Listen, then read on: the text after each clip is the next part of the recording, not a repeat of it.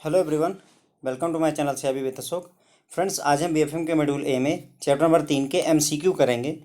तो इसमें हम कुछ इंपॉर्टेंट एमसीक्यू पढ़ेंगे फ्रेंड्स। तो देखिए, पहला क्वेश्चन है करस्पॉन्डेंट बैंकिंग में क्या इंक्लूड नहीं होता है। तो फ्रेंड्स, करस्पॉन्डेंट बैंकिंग क्या होती है? कोई जैसे हमारे देश में कोई बैंक है, मान लेते हैं पंजाब नेशनल बैंक है, इसे यूनाइटेड स्टेट्स में बिजनेस करना है, तो ये क्या करेगा, जा करके वहाँ किसी बैंक से टाई अप कर लेगा। ना कि खुद अपनी ब्रांचें खोलने के बजाय वो वहाँ किसी बैंक, जैसे मान लीजिए वहाँ के सिटी बैंक से इन्होंने टाई अप कर लिया कि आप हमारे बिहार पर हमारे कस्टमर को, हमारे क्लाइंट को जो है सर्विसेज दीजिए। इससे फ़ायदा क्या होता है, पंजाब नेशनल बैंक को वहाँ अपनी ब्रांचें वगैरह नहीं खोलनी पड़ती हैं, स्टाफ नहीं भेजना पड़ता है, इंफ्रास्ट्रक्चर पर खर्चा नहीं करना पड़ता है, और उस देश में वो बिजनेस कर पाते हैं फ्रेंड्स। ओके, तो ये होती है करस्पॉन्डेंट बैंकिंग। तो इसमें पूछ रहा है कि करस्पॉन्डेंट बैंकिंग में क्या नहीं होता है। तो अकाउंट मेंटेनेंस होता है, लेटर ऑफ क्रेडिट का अथेंटिकेशन एडवाइजिंग होती है, कलेक्शन और रियलाइजेशन ऑफ चेक और बिल्स ये सब होता है, opening of branch on behalf of A bank, एक बैंक के बिहाफ पर ब्रांच के ओपन करने की ज़रूरत नहीं होती, क्योंकि ऑलरेडी सिटी बैंक ही जो है पंजाब नेशनल बैंक की जगह पर काम कर रहा होता है। तो पंजाब नेशनल बैंक के बिहाफ पर उसको ब्रांचें खोलने की ज़रूरत नहीं होती है। तो करस्पॉन्डेंट बैंकिंग में एक बैंक के बिहाफ पर ब्रांच खोलने की ज़रूरत नहीं होती। तो ये टास्क नहीं होता, बाकी तीनों टास्क होते हैं। क्वेश्चन नंबर 2 देखिएगा फ्रेंड्स। तो लोरो अकाउंट इज, तो देखो फ्रेंड्स, 3 अकाउंट होते हैं। एक नॉस्ट्रो अकाउंट होता है, एक वोस्ट्रो अकाउंट होता है, और एक लोरो अकाउंट होता है। नॉस्ट्रो अकाउंट क्या होता है फ्रेंड्स? आपका आवर अकाउंट विथ यू होता है। उसके बाद वोस्ट्रो अकाउंट क्या होता है? योर अकाउंट विथ अस होता है। और लोरो अकाउंट का मतलब होता है दियर अकाउंट विथ देम, या थर्ड पार्टी है ना। तो लोरो अकाउंट का मतलब हुआ दियर अकाउंट विथ देम, ये दियर है friends, their account with the third bank, या दियर अकाउंट विथ देम। और अगर कहें कि आवर अकाउंट विथ यू का मतलब हुआ nostro, your account with me का मतलब हो गया vostro, your account with me का मतलब वोस्ट्रो हो गया, my account with you type का कह लीजिए, तो ये आपका नोस्ट्रो हो गया। ओके, और लोरो अकाउंट का मतलब होता है दियर अकाउंट विथ देम, या their account with third bank. Okay, swift क्या है? तो स्विफ्ट क्या है फ्रेंड्स? तो स्विफ्ट का हमने देखा था कि society for worldwide interbank financial telecommunication, society for worldwide interbank, sorry, society for worldwide interbank financial telecommunication होता है। इसमें क्या होता है, दुनिया भर के जो बैंक होते हैं आपस में फाइनेंशियल मैसेज को भेजते हैं। तो system to transmit financial message between banks globally, तो दुनिया भर के बैंकों के बीच में फाइनेंशियल मैसेज को भेजने का तरीका होता है आपका स्विफ्ट। ओके फ्रेंड्स, उसके बाद में क्वेश्चन नंबर 4 देखिए। एज पर FEMA foreign exchange management act 1999 के हिसाब ए नॉन रेजिडेंट है। इसमें से आपको पहचानना है कि कौन नॉन रेजिडेंट है। तो फ्रेंड्स, हमने ये देखा था, दो एक्ट हैं, एक इनकम टैक्स एक्ट है और एक आपका फेमा एक्ट है। तो फ्रेंड्स, एक इनकम टैक्स एक्ट है और एक फेमा एक्ट है। दोनों के हिसाब से एनआरआई की डेफिनेशन दी गई है। तो कई लोगों को अभी भी डाउट रहता है फ्रेंड। तो देखिए, एनआरआई की डेफिनेशन ऐसे समझ लीजिए, अगर आप पिछले 25 साल से देश में रह रहे हैं तो आप क्या कहलाएंगे? ऑब्वियसली रेजिडेंट कहलाएंगे। मैं पिछले 10 साल से भारत में रह रहा हूँ, मैं भी रेजिडेंट हुआ। इसका मतलब मैं अगर पिछले जो है मैं 1 साल से रह रहा हूँ तभी मैं रेजिडेंट कहलाऊंगा। इसका मतलब ये हुआ कि नॉन रेजिडेंट कहलाने के लिए या एनआरआई कहलाने के लिए देश में कम दिन रुकना होता है। समझ पा रहे हैं मैं क्या कहना चाहूँ? यदि मैं जन्म से इस देश में रह रहा हूँ तो मैं रेजिडेंट हुआ, इसका मतलब ज़्यादा दिन रह रहा हूँ तो मैं रेजिडेंट हुआ। और नॉन रेजिडेंट तब कहलाऊंगा जब मैं कम दिन रहूँ। और कितने कम दिन रहूँ, उसी का क्राइटेरिया है 0 से लेकर के अगर 182 दिन तक अगर आप पिछले फाइनेंशियल ईयर में रहे हैं तो आप एनआरआई कहलाएंगे। इससे ज़्यादा यानी 183 से लेकर के कितने भी दिन तक अगर आप भारत में रह गए तो आप रेजिडेंट कहलाते हैं। क्या कहलाते हैं? रेजिडेंट। ध्यान रखिएगा फ्रेंड्स, कई लोगों को अभी भी कन्फ्यूजन। देखिए, यदि आप ज़्यादा दिन रह गए, मैं 25 साल से इस देश में रह रहा हूँ तो मैं रेजिडेंट हुआ, ऑब्वियसली एनआरआई नहीं कहलाऊंगा। अगर मैं पिछले 25 दिन से रह रहा हूँ यानी कम दिन रहा हूँ, कितने कम दिन, अगर 0 से लेकर के 182 दिन तक अगर मैं पिछले फाइनेंशियल ईयर में रहा हूँ तो उसे फ्रेंड्स हम नॉन रेजिडेंट इंडियन कहते हैं। अगर ज़्यादा दिन रहे तो रेजिडेंट कहला दिए जाओगे। तो ये बात ध्यान रखने वाली है कि भैया अगर आप हमारे देश में ज़्यादा दिन रुक गए तो हम तुमको रेजिडेंट तुरंत कह देंगे। इसका मतलब कम ही दिन में यहाँ से भागो, कम दिन में भागने का मतलब 0 से लेकर 182 दिन ही रहो, तभी आपको एनआरआई का टैग मिलेगा। एनआरआई बनने के फ़ायदे होते हैं आपको। देखो, एफसीएमबीआर जो आपके अकाउंट हैं आपने देखे, या एनआरई अकाउंट देखे, वहाँ पर कोई टैक्स नहीं लगता है, आप देखिए फ्रेंड्स। और हमारे देश में कोई भी ऐसी स्कीम नहीं जहाँ पर अगर आप एफडी करवाएं, आरडी करवाएं तो आपको टीडीएस ना कटता हो। जबकि एनआरआई के ऊपर ना तो एफसीएमबीआर में और ना ही एनआरई अकाउंट में कोई टीडीएस कटता है, इसलिए एनआरई लोग होना पसंद करते हैं। ओके, तो फेमा एक्ट के हिसाब से अब देखो, एक पर्सन दुबई में रह रहा है लास्ट 3 साल से, 3 साल से रह रहा है, इसका मतलब ये हो कि हमारे देश से वो 182 दिन से ज़्यादा रह चुका है, मतलब 182 दिन से कम रहा है, राइट। तो उस हिसाब से ये एनआरआई कहलाएगा। देखिए, क्योंकि हमारे देश में रहा ही नहीं है तो ये एनआरआई हो गया। एक टूरिस्ट है जो कि यूरोप कंट्री के टूर पर लास्ट 15 दिन से गया हुआ है, तो इसका मतलब ये केवल 15 दिन हुए हैं इसको देश छोड़े हुए, इसका मतलब इसके पहले ये यहाँ पर रहा है, तो ये एनआरआई नहीं कहलाएगा। एक सॉफ्टवेयर इंजीनियर है जो कि हैदराबाद से काम कर रहा है, कंपनी अमेरिका की लेकिन काम हैदराबाद से कर रहा है, तो ये तो रेजिडेंट ही हुआ, उसमें कोई दिक्कत नहीं है। उसका हमने एक स्टूडेंट जो है ऑस्ट्रेलिया गया है स्टडी टूर के लिए, जबकि वो एमबीए आईआईएम इंदौर से कर रहा है, तो ये भी ज़्यादा दिन के लिए नहीं गया है। अगर इनडेफिनेट स्टे के लिए कहा गया होता तो इसे हम एनआरआई कह देते, लेकिन ना तो ये एनआरआई है क्योंकि ये भी इनडेफिनेट स्टे के लिए नहीं है, थोड़े दिन के लिए स्टडी टूर पर गया है। ये हैदराबाद से रहकर ही काम कर रहा है, तो ये तो एनआरआई हो ही नहीं सकता है। ये भी यूरोप 15 दिन के लिए घूमने गए हैं, तो इन्हें भी एनआरआई नहीं कह सकते हैं। लेकिन ये पर्सन जो है पिछले 3 साल से दुबई में रह रहा है, इसका मतलब ये एनआरआई कहलाएगा। ओके फ्रेंड्स, आई होप कि it is clear to you. An NRI can not open, NRI account नहीं ओपन कर सकते कौन कौन से? तो देखो फ्रेंड्स, एनआरआई के पास में एनआरओ अकाउंट होता है, एनआरई अकाउंट होता है और एफसीएनआर अकाउंट होता है। इन सब के बारे में हमने डिटेल में पढ़ा हुआ है। एनआरई अकाउंट में एफडी मिनिमम 7 दिन के लिए होती है, मैक्सिमम 10 साल के लिए होती है, ये 7 दिन है, ध्यान रखेंगे। एनआरई में मिनिमम 1 साल के लिए एफडी होती है, मैक्सिमम 10 साल के लिए होती है। एफसीएनआर में मिनिमम 1 साल के लिए एफडी होती है और मैक्सिमम 5 साल के लिए एफडी होती है। और एफसीएनआर की एक और खासियत होती है, इसमें कंपाउंडिंग 180 दिन पर होती रहती है। अब क्वेश्चन पढ़िए, एफसीएनआर अकाउंट खुलवाना चाहते हैं ऑस्ट्रेलियन डॉलर में 2 साल के लिए। तो मैंने बताया आपको कि ये एक तो एफसीएनआर जो अकाउंट होता है फ्रेंड्स आपका, foreign currency non resident account, ये सिर्फ एफडी होता है या टर्म डिपॉजिट होता है ना, चाहे एफडी कर दिए चाहे टीडी कर दिए, टर्म एक ही बात होती है। तो सिर्फ एफसीएनआर अकाउंट जो होता है वो एफडी होती है और 1 साल से 5 साल के लिए होती है। ये ऑस्ट्रेलियन डॉलर में खुलाना चाहते हैं तो हमें मतलब विदेशी करेंसी में है, कोई दिक्कत नहीं, और 2 साल के लिए तो ये भी कोई दिक्कत नहीं, क्योंकि 1 साल से 5 साल में है, ओके है। ये एनआरई अकाउंट खुलवाना चाहते हैं और विथ चेकबुक फैसिलिटी, तो एनआरई अकाउंट में चेकबुक फैसिलिटी दी जाती है, कोई इसमें दिक्कत नहीं है। ये एफसीएनआर अकाउंट खुलवाना चाहते हैं कनेडियन डॉलर, तो ये तो एफडी है, कोई दिक्कत नहीं है। कनेडियन डॉलर यानी विदेशी मुद्रा में है, यानी विदेशी करेंसी में, वो भी ठीक है। 10 ईयर के लिए खुलाना चाहते हैं, यहाँ पर हमारी ये गाइडलाइन वायोलेट हो रही है। एफसीएनआर जो अकाउंट होता है वो मैक्सिमम 5 साल के लिए ही खोला जा सकता है, 10 साल के लिए नहीं खोला जा सकता। तो ये वाला एनआरई अकाउंट जो एनआरआई है वो इस अकाउंट को नहीं खुलवा सकता है। आप 10 साल के लिए एफडी नहीं करवा सकते हैं। एनआरई टर्म डिपॉजिट 5 साल के लिए, मैंने आपको बताया। एनआरओ के केस में कितने दिन से, एक बार फिर से ध्यान कर लीजिएगा। एनआरओ मिनिमम 7 दिन, मैक्सिमम 10 साल। एनआरई मिनिमम 1 साल, मैक्सिमम 10 साल। और एफसीएनआर मिनिमम 1 साल और मैक्सिमम 5 साल होता है। ओके, तो उस हिसाब से ये एनआरई खुलवाना चाहते हैं, एनआरई 1 साल से 10 साल के लिए, तो इट्स ओके है ना, तो ये आप कर सकते हैं। क्वेश्चन पूछ रहा है कि इनमें से कौन एनआरई अकाउंट खुलवा सकता है बैंक ऑफ मतलब इंडिया में कि नहीं। एनआरई अकाउंट खुलवाना है, कौन सा अकाउंट खुलवाना है फ्रेंड्स?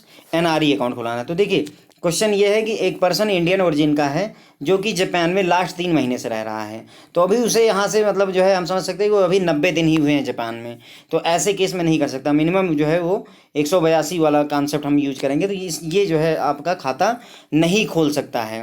दूसरा देखिए, एक लेडी है यूएस ओरिजिन की, उसका हस्बैंड इंडियन ओरिजिन जो कि फ्रांस में पिछले 5 साल से सेटल हैं, तो ये इतने समय से वहाँ पर रह रहे हैं, तो ये एनआरआई कहलाएंगे, राइट, सॉरी पीआईओ कहलाएंगे, पर्सन ऑफ इंडियन ओरिजिन। मैंने आपको समझाया था कि हस्बैंड या वाइफ में से कोई अगर इंडिया का है या इंडियन ओरिजिन का है तो उसे हम एनआरआई या पर्सन ऑफ इंडियन ओरिजिन कहते हैं, तो ये अकाउंट खुलवा सकते हैं एनआरई। एक डॉक्टर हैं जो कि इंडियन ओरिजिन के हैं और यूके गए हुए हैं 10 दिन के लिए कॉन्फ्रेंस अटेम्प्ट करने, तो ये नहीं खुलवा सकते क्योंकि अभी 10 ही दिन हुआ है, ये विदेशी थोड़ी कहलाएंगे, ये तो हमारे ही देश के हैं। ओके, तो ये नहीं खुलवा सकते। एक जो है इंडियन ओरिजिन का पर्सन है जो कि कनाडा गया हुआ स्टडी के लिए लास्ट ईयर और वहाँ पर लेक्चरर की नौकरी ले ली है, तो इसका मतलब ये लेक्चरर की नौकरी कर रहा है, इसका मतलब वहाँ इनडेफिनिट स्टे करेगा, और अगर इनडेफिनिट स्टे करेगा तो इसका मतलब ये भी एनआरई अकाउंट खुलवा सकता है। A person of Indian origin who has gone to Australia for doing 1 year master degree management, तो 1 साल के लिए मास्टर डिग्री करने गया है, तो ये भी एनआरई अकाउंट खुलवा सकता है। ओके, तो दिक्कत किसके साथ हुई? जो अभी 3 महीने के लिए ही जापान में इस्टेब्लिश हुआ है वो नहीं खुलवा सकता, बाकी लगभग सभी लोग जो है, और ये एक डॉक्टर साहब जो 10 दिन के लिए गए ये भी नहीं खुलवा सकते, बाकी सभी खुलवा सकते हैं। क्वेश्चन नंबर 7 है, mirror account is shadow account of. Mirror account friend ध्यान रखिएगा, नोस्ट्रो अकाउंट का शैडो अकाउंट होता है। किसका? नोस्ट्रो अकाउंट का। नोस्ट्रो अकाउंट का शैडो अकाउंट क्यों बनाया जाता है? देखिए होता क्या है, जैसे मान लीजिए पंजाब नेशनल बैंक बैंक ने बैंक ऑफ अमेरिका के साथ में अपना नॉस्ट्रो अकाउंट खुलवाया हुआ है। तो nostro account bank of America के पास है, तो इसका मतलब सारी अकाउंट स्टेटमेंट और सारी इंक्वायरी कौन कर सकता है? बैंक ऑफ अमेरिका कर सकता है। पीएनबी, अब मान लीजिए पीएनबी के पास, पीएनबी अपने पास 6 अकाउंट है जिनसे पैसे, या 60 अकाउंट है, 6000 अकाउंट है जिससे इस अकाउंट में पैसे भेजता है। सभी 60,000 अकाउंट से पैसे इसमें ट्रांसफ़र किए जाते हैं। तो अब आप बताइए कि क्या पीएनबी के लिए आसान काम होगा कि इन 60,000 अकाउंट का जो है ले करके 60,000 अकाउंट पर पूरी एनालिसिस करके तब स्टेटमेंट तैयार करे? नहीं, ये आसान काम नहीं है। जबकि ये एक ही अकाउंट को इंक्वायर करके सारा डेटा ले ले रहे हैं, लेकिन ये इनको 60,000 अकाउंट चेक करने पड़ रहे हैं। तो इसीलिए पीएनबी क्या करता है, इस अकाउंट जो बैंक ऑफ अमेरिका के पास है उसके जैसा ही एग्जैक्ट जो है एक अकाउंट अपने पास भी बना लेता है, बिल्कुल इसी के मिरर बना लेता है, रिप्लिका बना लेता है। और उससे क्या होता है कि जब 60,000 अकाउंट से पैसे ट्रांसफ़र हो रहे हैं तो जो एंट्री इस अकाउंट में बन रही सेम उसी के जैसी एंट्री इस अकाउंट में भी होगी। अगर यहाँ $6 लाख आए हैं तो मतलब यहाँ $6 लाख बैंक ऑफ अमेरिका में भेजे गए, तो $6 लाख की एक एंट्री हमारे इस मिरर अकाउंट में भी बना दी गई। अगर $2 लाख यहाँ से डेबिट हुआ है तो $2 लाख यहाँ भी डेबिट हो जाता है। तो इससे फ़ायदा क्या होता है कि इतने 60,000 अकाउंट ना चेक करके सिर्फ एक अकाउंट चेक करके पंजाब नेशनल बैंक अपने नॉस्ट्रो अकाउंट को रिकनसाइल कर सकता है। इसलिए मिरर अकाउंट जो होता है फ्रेंड्स, वो शैडो या इमेज होती है किसकी? नॉस्ट्रो अकाउंट की इमेज होती है। Chaps is British equivalent of dot dot in USA. Chaps जो होता है वो ब्रिटिश का है, मतलब जो है अंग्रेजों का है, लंदन का है। ये यूनाइटेड स्टेट में चिप्स चलता है, यूएसए में चिप्स चलता है, उसी का इक्विवेलेंट होता है, दोनों एक जैसे ही होते हैं। चिप्स का फुल फॉर्म होता है clearing house inter bank payment system. Chips का फुल फॉर्म है clearing house inter bank payment system, और चैप्स का क्या होता है? Clearing house automated payment system. Okay friends, यहाँ ऑटोमेटेड हो जाता है किसमें? ब्रिटिश में, और अपना अमेरिका वाले में इंटर बैंक हो जाता है। तो चिप्स जो है चैप्स का इक्विवेलेंट होता है, हमने ये समझ लिया चिप्स और चैप्स। चैप्स आपका लंदन वगैरह में, ब्रिटेन में चलता है, चिप्स आपका अमेरिका में चलता है। फुल फॉर्म ही मैंने आपको बता दिए। नेफ्ट और आरटीजीएस हमारे देश में किस काम आते हैं? तो फंड के ट्रांसफ़र करने में। नेफ्ट हमारे देश में किस काम आती है फ्रेंड्स? नेफ्ट जो है फंड ट्रांसफ़र करने के काम आती है। उसके बाद में आरटीजीएस भी इसी काम आती है, लेकिन आरटीजीएस में क्राइटेरिया होता है मिनिमम 2 लाख रुपए भेजने हो तभी इसको भेजा जा सकता है। 16 दिसंबर 2019 से कुछ चेंजेज नेफ्ट में आरबीआई ने किए हैं। पहला ये चेंज हुआ है कि अब ये 24 घंटे 7 दिन और 365 दिन, मतलब इसमें कोई छुट्टी वगैरह नहीं होगी, लगातार चलता रहेगा। उसके बाद में आधे घंटे के पहले 23 बैच होते फ्रेंड्स, अब भाई 48 बैच हो गए हैं। ध्यान रखिएगा ये चेंज है, 48 बैच हो गए हैं। पहला बैच रात में 12:30 बजे चलता है, पहला बैच रात में 12:30 बजे चलता है, और लास्ट बैच रात के 11:30 बजे अगली रात को कंप्लीट होता है। ओके फ्रेंड, तो ये ध्यान रखिएगा, टोटल 48 बैच होते हैं, आधे घंटे के बैच होते हैं, हर 30 मिनट बाद एक बैच सेटल होता है। ओके, तो नेफ्ट हमारे देश में किस काम आता है? फंड के ट्रांसफ़र करने में। और आरटीजीएस में भी मैंने आपको बता दिया कि आरटीजीएस में क्या चेंज हुए हैं, मतलब कोई चेंज नहीं हुआ है, 2 लाख रुपए मिनिमम होना चाहिए तभी आप फंड ट्रांसफ़र कर सकते हैं। ओके, उसके बाद में क्वेश्चन ये है, क्वेश्चन नंबर 10, फाइनेंशियल मैसेज जो है स्विफ्ट पर जो अथेंटिकेशन की जाती है वो किस सिस्टम पर किया जाता है? अथेंटिकेट करना है स्विफ्ट पर जो मैसेज आया है society for world wide interbank financial telecommunication में, यदि कोई मैसेज आए तो उसको अथेंटिकेट करने के लिए कौन सी टेक्निक या कॉन्सेप्ट यूज किया जाता है फ्रेंड? तो आरएमए या बीआईसी, बैंक आइडेंटिफायर कोड कहते हैं। बीआईसी को बैंक आइडेंटिफायर कोड कहते हैं। आरएमए को रिलेशनशिप मैनेजमेंट अकाउंट कहते हैं। क्या कहते हैं? आरएमए रिलेशनशिप मैनेजमेंट अकाउंट कहते हैं, और बीआईसी को बैंक आइडेंटिफायर कोड कहते हैं। ठीक है, तो जो है स्विफ्ट का कोड का अथेंटिकेशन किस मेथड से होता है? बीआईसी या आरएमए के थ्रू होता है। वोस्ट्रो अकाउंट फ्रेंड्स, इसमें मुझे ये ए को लेकर थोड़ा सा डाउट है, आप देख लीजिएगा आरएमए का exact full form. Vostro account क्या होता है? तो मैंने अभी बताया था आपको, नोस्ट्रो अकाउंट होता है, वोस्ट्रो अकाउंट होता है, लोरो अकाउंट होता है।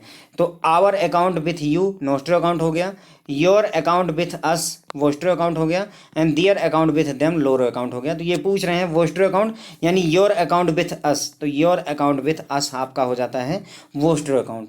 तो वोस्ट्रो अकाउंट अगर पूछा जाए कि कौन सा है, तो your account with us vostro account होता है।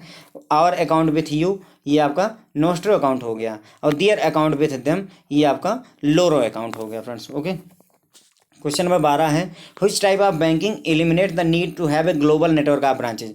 ऐसी कौन सी बैंकिंग है जिसमें ग्लोबल नेटवर्क नहीं हो जाता, पूरी दुनिया में आपको ब्रांचें खोलने की जरूरत नहीं है। तो मैंने अभी आपको बताया था कि करस्पॉन्डेंट बैंकिंग यही करती है कि आपको जैसे यूनाइटेड स्टेट्स में ब्रांचें नहीं खोलने की जरूरत है, वहाँ के किसी बैंक से टाई अप कर लीजिए और उन्हीं की ब्रांचों को यूज करके आप अपना बिजनेस वहाँ पर एक्सपैंड कर सकते हैं। तो ग्लोबल नेटवर्क नहीं होना चाहिए ब्रांचों को, इस बात की जरूरत खत्म कर देती है कौन, correspondent banking. Okay, question number 13 देखिए, आरटीजीएस ऑफ यूरोजोन। यूरोजोन में या यूरोपियन यूनियन के जो अपने देश हैं वहाँ पर जो आरटीजीएस है उसका क्या नाम है, तो फ्रेंड्स उसका नाम है टारगेट। क्या नाम है, टारगेट नाम है। और अभी टारगेट का लेटेस्ट वर्जन का क्या नाम है, तो टारगेट 2.0 कहते हैं।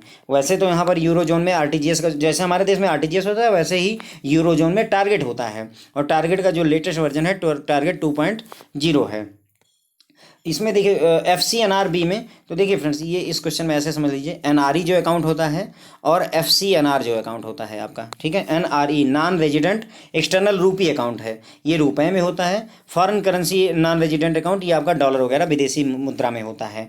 NRE अकाउंट में जो एक्सचेंज रिस्क है वो जो है वियर करता है कस्टमर, ध्यान दीजिएगा।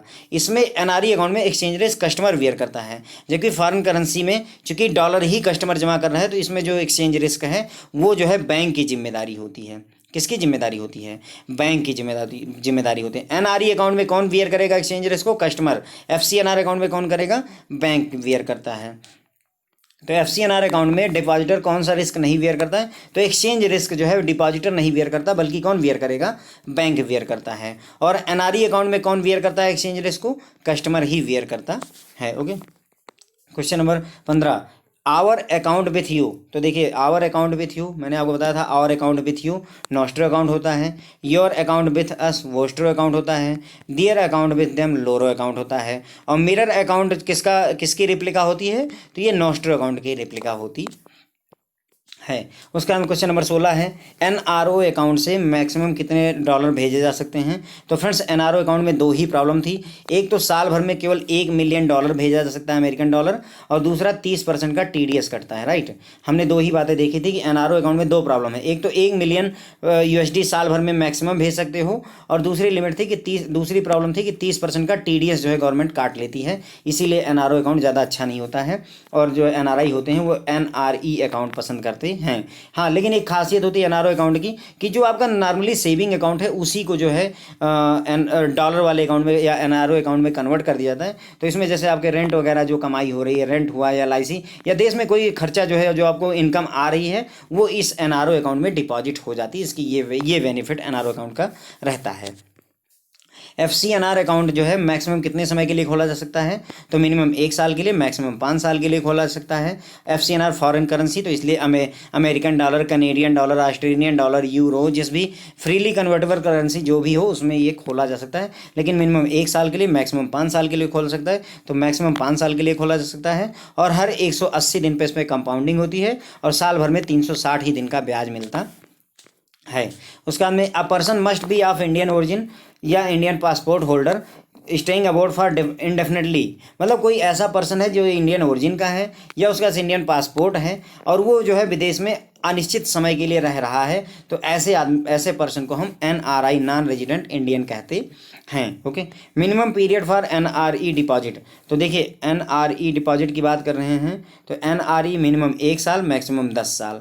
FCNR के लिए मिनिमम 1 साल, मैक्सिमम 5 साल, और NRO के लिए, NRO जैसे नॉर्मल हमारे देश का होता है, मिनिमम 7 दिन की FD बनती है, मैक्सिमम 10 साल की FD बनती है। तो NRE के लिए मिनिमम कितने दिन के लिए टर्म डिपॉजिट होता है फ्रेंड, तो 1 साल के लिए मिनिमम टर्म डिपॉजिट होगा, और मैक्सिमम के लिए पूछा जाता है इसी में, तो मैक्सिमम 10 साल के लिए, मिनिमम 1 साल के लिए। ओके, FCNR मैक्सिमम के लिए 5 साल के लिए, मिनिमम कितने के लिए, 1 साल के लिए। ओके, NRE का फुल फॉर्म क्या होता है, नॉन रेजिडेंट एक्सटर्नल रूपी account.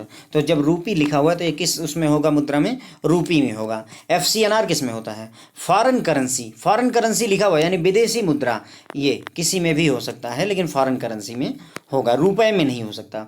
Interest earned on bonds invested before getting NRI. कोई अंकल थे जिन्होंने जो है मतलब एनआरआई बनने से पहले बॉन्ड वगैरह में इन्वेस्ट किया था, या उनको रेंट आ रहा है जब वो एनआरआई हुए उसके पहले से ही आ रहा है, तो ये पैसे किस अकाउंट में डाले जाएंगे? तो मैंने आपको बताया कि जो जनरल सेविंग अकाउंट था अंकल जी का, उसी को हम एनआरओ अकाउंट में कन्वर्ट कर देते हैं।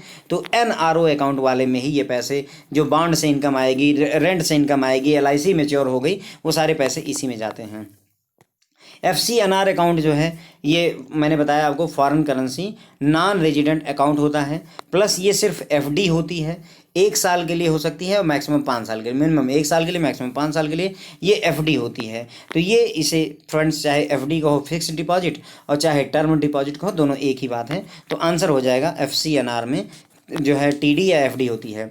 जबकि NRO और NRE दोनों में फ्रेंड ध्यान रखिएगा, NRO NRE में चारों अकाउंट पॉसिबल हैं। सेविंग भी खुलवा सकते हो, करंट अकाउंट भी खुलवा सकते हो, आप जो है RD भी करवा सकते हो, आप FD भी करवा सकते हो, ये चारों पॉसिबल हैं NRO और NRE के केस में। लेकिन FCNR केवल FD होती है, सिर्फ और सिर्फ FD होती है।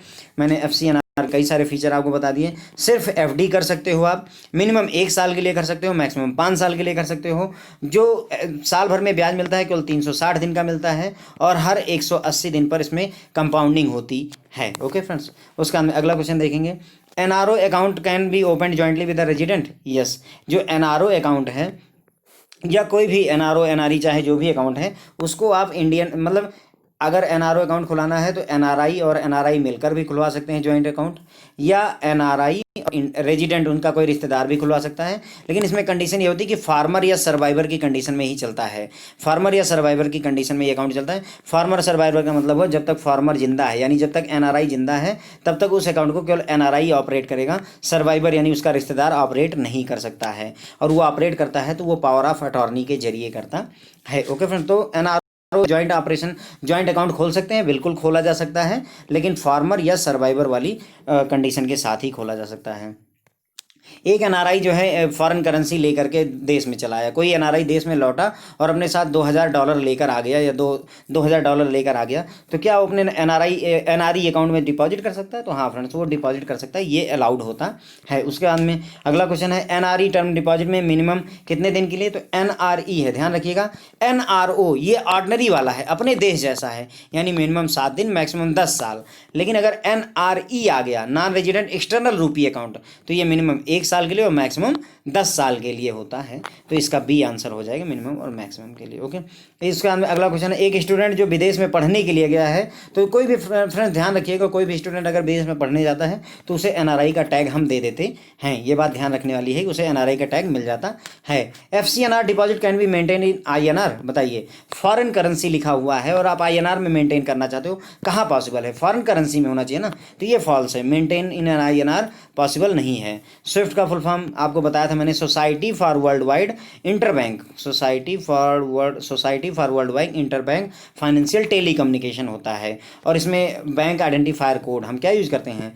BIC, bank identifier code use करते हैं मैसेज के ऑथेंटिकेशन के लिए। A person was in India for 182 दिन, पिछले साल वो 182 दिन रहा है, तो उसे क्या कहोगे आप? तो देखिए, मैंने आपको बताया था 0 से लेकर के अगर 182 दिन तक भारत में रहा है तो उसे आप जो है NRI ही कहोगे। एक दिन ज़्यादा हुआ, 183 से लेकर के 10 साल, 2 साल, 5 साल, 15 साल जो भी रह जाए तो उसे रेजिडेंट कह दीजिएगा। लेकिन अगर 0 दिन से लेकर के 182 दिन तक पिछले साल रह गया है तो उसे हमेशा NRI ही माना जाएगा। ओके फ्रेंड्स, तो ये याद रखने वाली बात है। इनकम टैक्स एक्ट 1961 के अंडर में ये डेफिनेशन दी गई है। चिप्स के फुल फॉर्म बताइए। Clearing house interbank clearing house interbank payment system, तो इसका आंसर हो जाएगा clearing house interbank payment system. और चैप्स का फुल फॉर्म क्या बताया था? क्लियरिंग हाउस ऑटोमेटेड, यहाँ पर बस ऑटोमेटेड कर दीजिए। चिप्स कहाँ पर चलता है? तो फ्रेंड्स, चिप्स जो है ऐसे समझ लीजिए अमेरिका में खाई जाती है, तो चिप्स USA में चलता है। चैप्स आपका कहाँ चलता है? ये ब्रिटिश इक्विवेलेंट है, यानी कि लंदन वगैरह में चलता है। Clearing house automated payment system chaps होता है आपका। ओके, क्या रॉन्ग है नेफ्ट के रिगार्डिंग? तो नेफ्ट में 48 बैच होते हैं, हर आधे घंटे के बाद चलेंगे। 24 घंटे का दिन रात मिलाकर के 24 घंटे होते हैं, और 1 घंटे में 2 बैच हैं, तो कुल मिलाकर के ये 48 बैच इसमें हो जाते हैं फ्रेंड्स। तो ये 48 बैच वाली बात ठीक है। हर आधे घंटे पहला बैच जो है रात के 12:30 बजे होता है, ये भी ठीक है। 24 घंटे अवेलेबिलिटी रहती है, ये भी ठीक है। हॉलीडे होता है एवरी संडे को, तो ऐसा नहीं है, छुट्टी नहीं होती, मतलब छुट्टी बंद नहीं रहता है, नेफ्ट जो है कभी भी ऑफ नहीं रहता है, तो ये रॉन्ग है। बाकी ये सारे चेंजेस 16 दिसंबर 2019 से लागू हुए हैं। एक्सपैंड BIC स्विफ्ट में ही मैंने बताया था आपको, बैंक आइडेंटिफायर कोड का कॉन्सेप्ट यूज करते हैं। बैंक आइडेंटिफायर कोड के जरिए ये स्विफ्ट कोड को ये देखते हैं कि अथेंटिक है या नहीं। मिनिमम RTGS करने के लिए मिनिमम कितना होना चाहिए फ्रेंड्स? तो मिनिमम 2 लाख रुपए की ट्रांजैक्शन है तो ही उसके लिए RTGS बेटर होता है। तो RTGS के लिए मिनिमम कितना होता है? 2 लाख। RTGS का फुल फॉर्म आपको पता ही होगा, रियल टाइम ग्रॉस सेटलमेंट होता है। नेफ्ट का नेशनल इलेक्ट्रॉनिक फंड ट्रांसफ़र होता है। नेफ्ट का नेशनल इलेक्ट्रॉनिक फंड ट्रांसफ़र होता है। नेफ्ट के बैच जो है हर कितनी देर बाद रन होते हैं? तो हर 30 मिनट बाद या हर आधे घंटे बाद रन करते हैं नेफ्ट के बैच, इसीलिए कुल मिलाकर के 24 घंटे में 48 बैच रन हो जाते हैं। इन NRE account the exchange risk होगा फ्रेंड्स, यहाँ रेट ना करके रिस्क करिएगा। तो मैंने आपको बताया था NRE अकाउंट में जो रिस्क होता है वो कस्टमर बियर करता है, जबकि FCNR अकाउंट में जो रिस्क होता है एक्सचेंज का वो बैंक बियर करता है। मैंने एक एग्जांपल से भी लेक्चर में समझाया। देखिए NRE अकाउंट में क्या हुआ, मान लीजिए 1 लाख रुपए की कस्टमर ने वो $1 लाख भेजा, उसको इंडिया मतलब जो है बैंक ने रुपए में कन्वर्ट कर दिया। अब 1 लाख डॉलर के बदले में मान लीजिए उसको 10 लाख रुपए मिल गए। 10 लाख रुपए की FD करवा दी और डॉलर जो है 50 रुपए का है। और उसके बाद में क्या हुआ कि 2 साल बाद जब उसने FD उसकी मेच्योर हुई तो ये जो है 10 लाख का बढ़ करके रुपए में, तो ये बढ़ करके जो है मान लो 12 लाख हो गए, एग्जाम्पल के तौर पर। लेकिन अब डॉलर हो गया 40 का, तो जब 50 रुपए का डॉलर था तो 10 लाख रुपए बने थे, अब 40 रुपए का डॉलर बने तो 12 लाख रुपए भी जो है आपका 1 लाख डॉलर के ही बराबर हो जाता है। तो इसलिए कस्टमर को लॉस हो जाता है। तो ये जो एक्सचेंज करने का रिस्क है वो कस्टमर के एंड पे होता है। लेकिन जो FCNR अकाउंट होता है, foreign currency non resident account होता है, इसमें खासियत क्या होती है, जैसे कस्टमर ने 2 लाख डॉलर की अगर FD करवाई है मान लीजिए, तो वो 2 लाख डॉलर की ही FD बनती है। बैंक को पैसे यूज करने तो वो रुपए में कन्वर्ट करे। कस्टमर ने तो 2 लाख डॉलर की FD करवाई हुई है और जब वो पेमेंट होगी तो वो भी डॉलर में ही हो जाएगी, तो उसको एक्सचेंज रिस्क नहीं बियर करना पड़ता है। FCNR अकाउंट में कंपाउंडिंग हर कितने समय बाद होती है? तो हर 180 दिन बाद होती है। मैंने आपको बताया साल भर में टोटल 360 दिन का ब्याज मिलता है और हर 180 दिन बाद फ्रेंड्स जो है कंपाउंडिंग टेक प्लेस करती है। उसके बाद में NRE 2 कन्फ्यूजन फ्रेंड्स जो है लोगों को बहुत है, जो डाउट्स उन्होंने मुझसे पूछे हैं। एक तो नॉन रेजिडेंट इंडियन में डे की डेफिनेशन, फ्रेंड्स ध्यान रखिए 0 से लेकर 182 दिन तक रहेगा तभी NRI कहिएगा, इससे ज़्यादा रह गया, जैसे ऐसे समझ लीजिए आप बहुत दिन से हैं, 25 साल से इस देश में रह रहे हैं, तो क्या आप NRI हैं? नहीं। इसका मतलब मैं ज़्यादा रहूँगा तो रेजिडेंट कहलाऊँगा, अगर मैं कम रहूँगा तभी NRI कहलाऊँगा। कम रहूँगा मतलब 182 दिन तक यदि रहूँगा तो ही NRI कहलाऊँगा। 0 से लेकर 182 दिन तक रहूँगा तो ही NRI कहलाऊँगा। ज़्यादा दिन रह लिया, मैं 300 दिन रह गया तो भाई हम तो ज़्यादा दिन रह लिए, कहा था कि 182 दिन ही रहना था, तो ज़्यादा दिन रह लिए तो अब रेजिडेंट कहलाओगे, कोई दिक्कत नहीं है। तो ये एक डाउट था। दूसरा जो है नोस्ट्रो वोस्ट्रो और लोरो अकाउंट में कन्फ्यूजन होती थी।